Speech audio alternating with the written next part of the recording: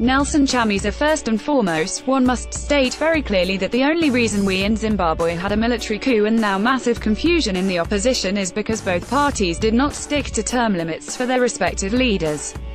Simply put, if ZANU-PF stuck to term limits, they would be on their fourth president. If MDCT did the same, they would be on their second president 1 year away from their third. As we can see now, the MDCT has clearly drawn themselves into two factions.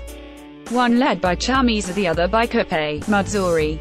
If they don't solve their constitutional crisis of term limits which they want, then we may have the following future in MDCT. If the Khupe 54 years, Mudzuri 60 years faction win, one of them will rule for at least another 20 years of 4 terms. If the Chamisa 40 years faction win, that could be easily another 35 years or 7 terms. Saka just based on giving others a chance in future to lead, the Khupe, Mudzuri faction would be less damaging. You see, comrades, we can debate this leadership issue, but in fact the biggest problem in the MDCT is the lack of a constitution, and to those that argue there is one, the lack of leaders following that constitution.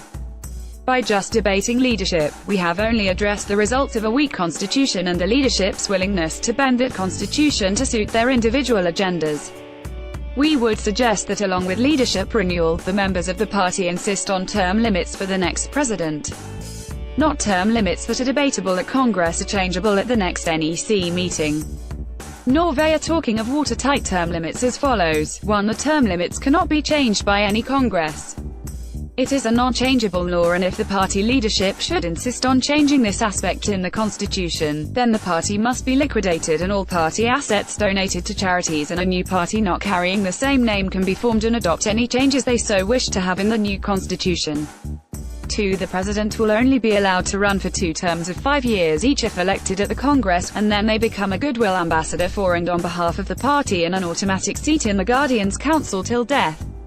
3. No matter how popular a president may be, even if 100% of delegates want him, her to serve a 3rd term, no matter if the party has not ruled the country, no matter if there is no other popular candidate, no matter anything else, the term limits will be upheld at all times. 4. No one over the age of 70 or younger than 40 is allowed to contest to lead the party and cannot be elected as president. If we have a minimum age requirement, it only makes sense to have a maximum cutoff as well. These points must be written into the constitution, in black and white.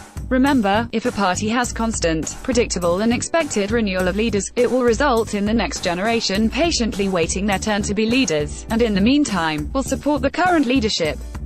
On the other hand, if the leaders do not step down, the younger generation get impatient and this results in splits, factions and coups. Will MDCT take this advice? Post published Inc. featured.